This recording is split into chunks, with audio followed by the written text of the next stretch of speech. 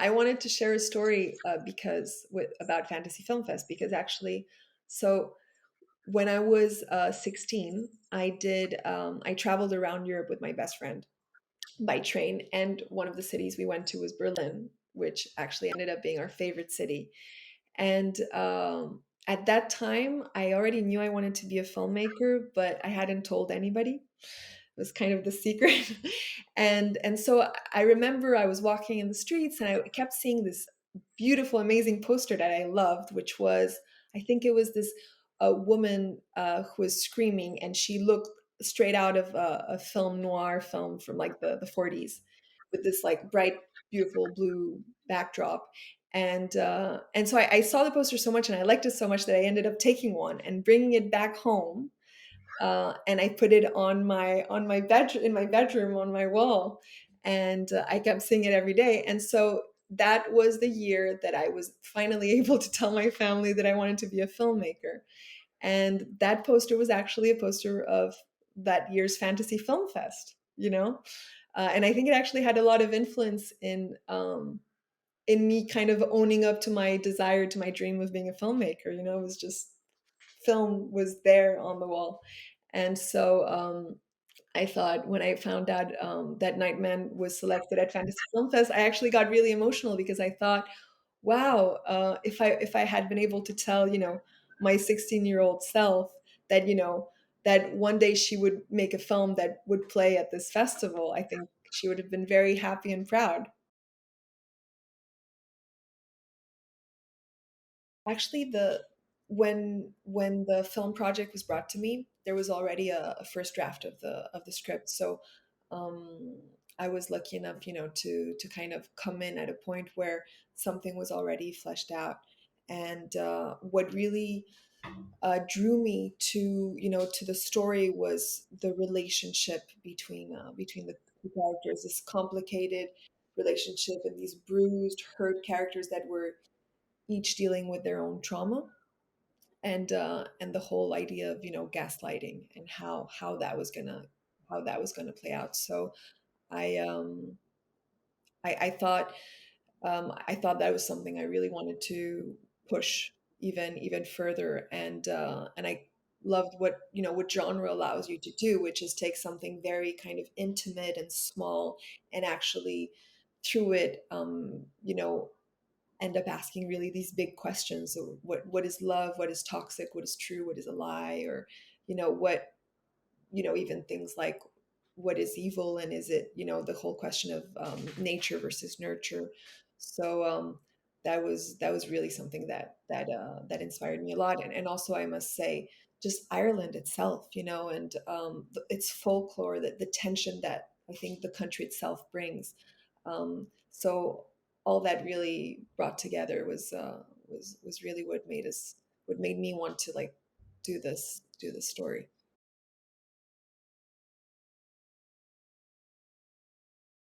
I guess it probably brings up something, of our instinct, of like, oh, um, you're left alone. Is something going to happen in the darkness and all that? What's funny to me is that actually, when I was working on the script and preparing this project, I was at that time living in the countryside, not in Ireland, but in France. And I had always lived in cities my whole life, and this was, it was the COVID. I had just had my second child, and we moved to the countryside, and I remember that actually really getting infused for me into the script because um, you know when you wake up, because you have a child that doesn't let you sleep at night, but when you wake up at 5 a.m. in the countryside, it's very different than when that happens in the city, and everything's quiet, and the first lights start to appear. And I remember really thinking, I want to put these images into this film, because just this feeling, when it's kind of this light where you're starting to see something and you're not quite sure of what you are seeing, and it's at the same time beautiful and terrifying. And I that's something that I kind of wanted to bring to life in Nightman, for sure.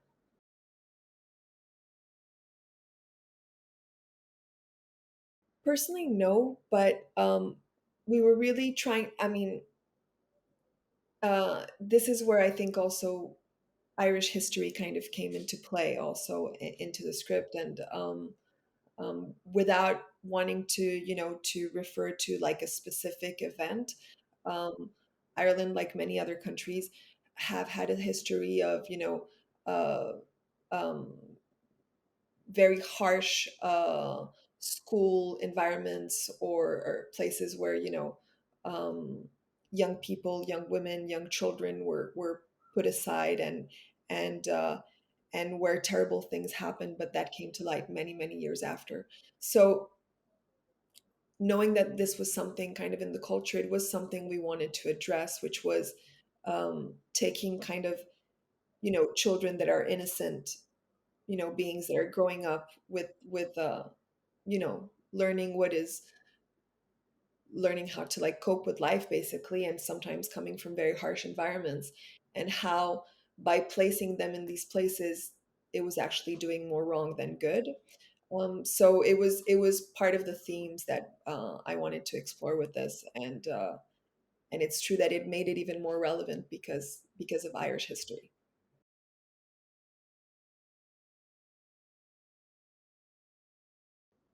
I think it's quite fascinating, sleepwalking, right? Because it's something that it can happen to you without you being conscious of it.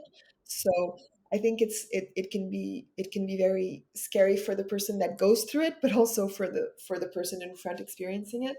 Um, I have seen even just children at night waking up, and even without them like standing up and actually sleepwalking. Even though my younger brother, did that when he was a child, so I remember seeing that.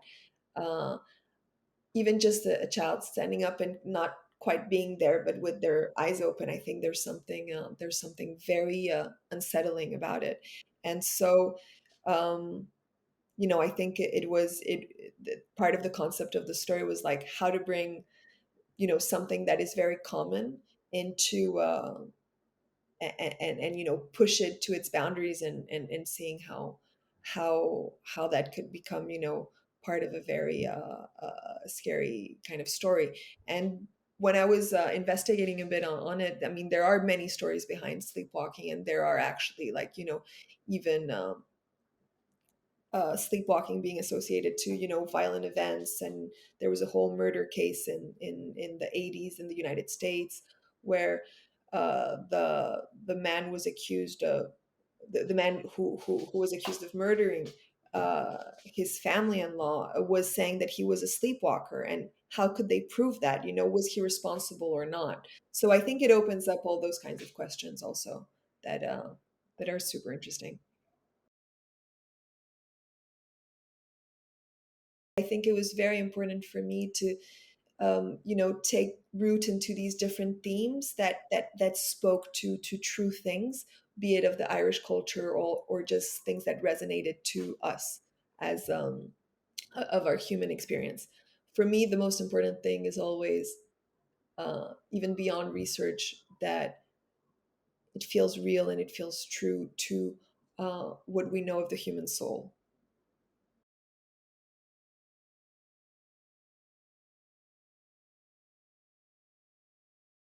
This is where I think genre really helps us understand things that happen in daily life, kind of like fairy tales. In fairy tales, we fairy tales aren't just there to, to scare us, or bring out these very big human emotions, but they're also there in a way to guide us through life, and to tell us, be careful with this, this is a red flag, kind of a roadmap for your emotions, if you will.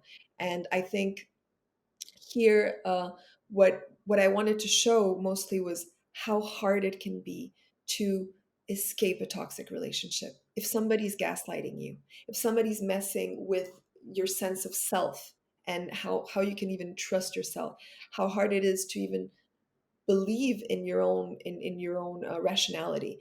And it is funny that the film is about a sleepwalker, but it really is also about a woman that has to wake up. She has to wake up and see what's in front of her. What might seem obvious for us at some point as an audience, but isn't for her, because that is, that is the road she has to take. That is, she has to like wake up and face, basically, that her life belongs to herself and she has to take, charge of it.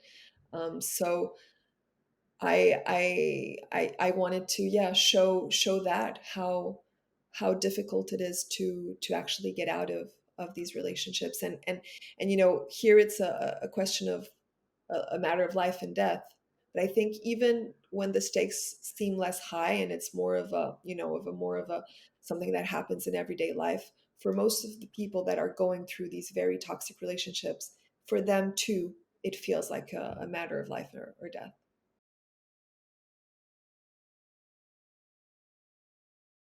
Well, it was super interesting to work with my two actors who did a beautiful, beautiful job. I mean, they both brought so much to Alex and to Damien.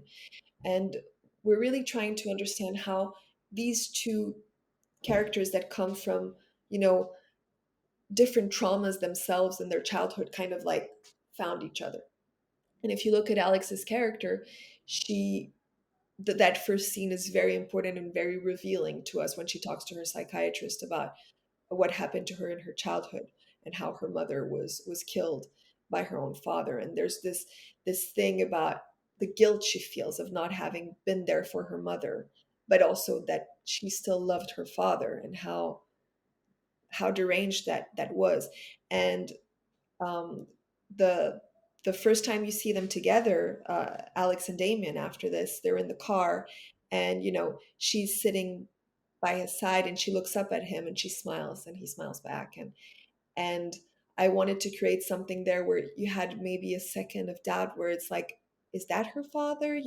A relationship where he is a bit older than her, and she's looking up at him.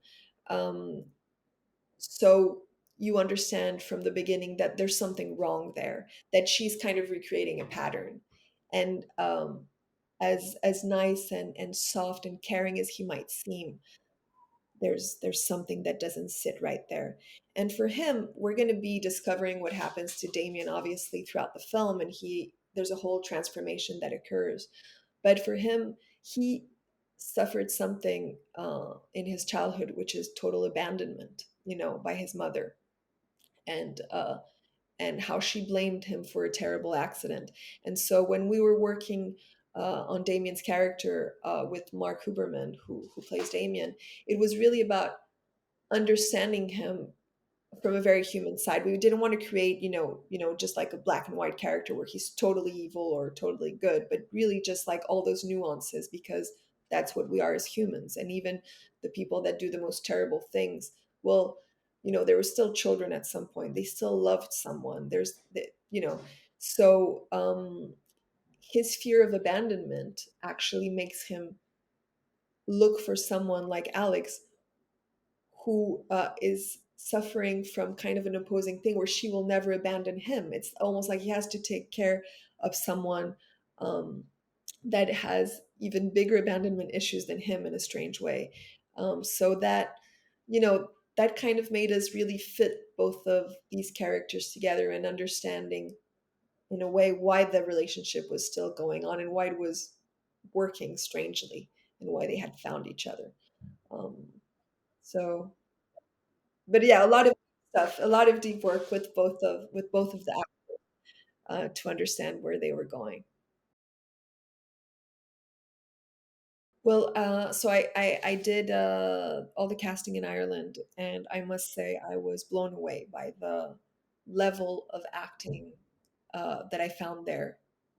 Really, I mean, I had an amazing casting director, but also really all the people that came in brought so much. And actually, um, you know, even the side characters were also very important in the film, and they all kind of like nourished the film with, even with stories they brought in about Ireland or about experiences they had, for example with the banshee or things like that, and all that kind of actually found its way into the film. So it was a beautiful experience casting. And then Mark and Alex and Zara, who plays Alex, were really, really, really stood out, both in different ways, and they have very different ways of approaching acting. I would say Zara is a very intuitive actor, who just like is just there in the moment, and just responds with her body, with her presence to what's going on. So it's very, everything's very true and in the moment. Um, so much so that, for example, I remember when we were shooting the scene in which she's walking through the boarding school at night, and like there's all these sounds and she's getting scared. We did that repeatedly and repeatedly, and at some point she just disappeared, and actually turns out she had to take a break because she was making herself scared. She was so, so present that it was actually starting to be true for her in that moment. And then Mark is also such a fantastic actor, and he comes. I feel it's a bit different, and he's really like uh, really centered on this work of building up his character and putting layer after layer and after layer. And he brought so much nuance um, to Damien's character, and was able to really sustain very very hard emotional scenes. Um, in an amazing way. Yeah.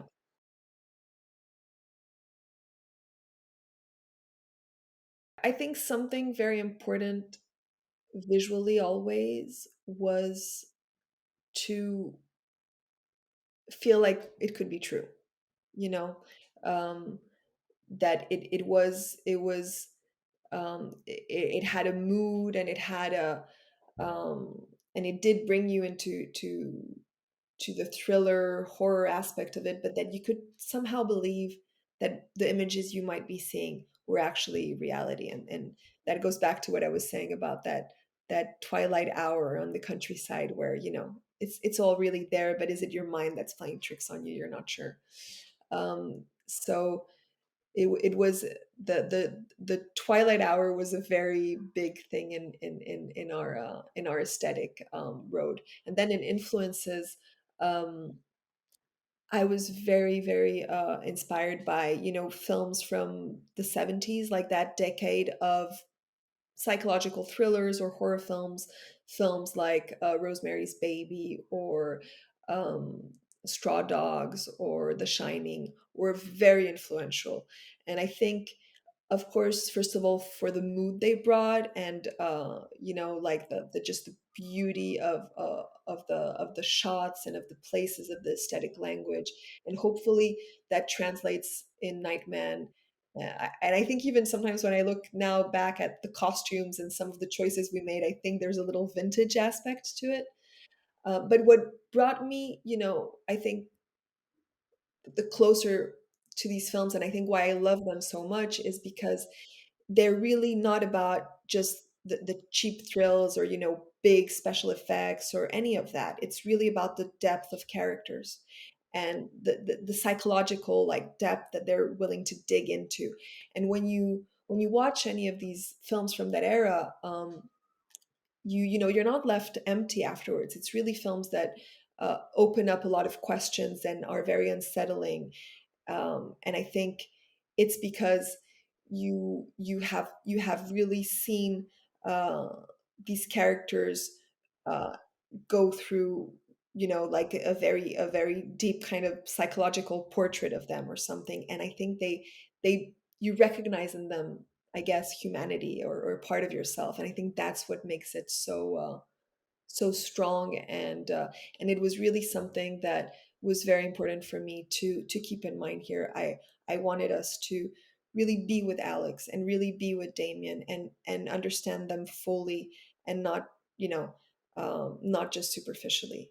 And hopefully even the character of Damien, by the end of it, you could also see the struggle in him, and also see the light that was trying to come through the darkness.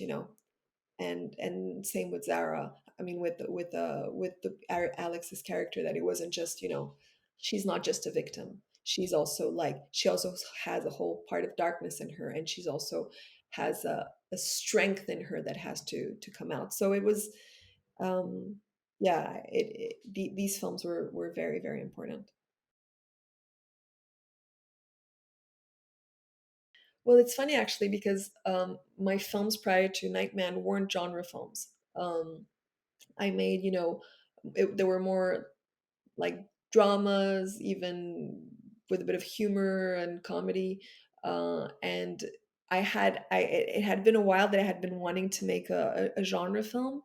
And as I was making it, I was remembering the fact that when I was a kid, I was a huge fan of like mystery novels, and but things that were coming back up because I was kind of digging with this new material, and so it was a beautiful adventure, to go into, and actually to be able to kind of talk about themes that have always been of interest to me, like family. I always end up talking about family in my films somehow, in different ways, but family and close relationships like that, because I think with family, it's like, um, it's probably the strongest bonds we have, and also the most difficult ones to untangle, and so it just there's just something so defining and so full of drama and secrets, and something that we end up all being able to relate to, because we all have to struggle with our own past and our own family.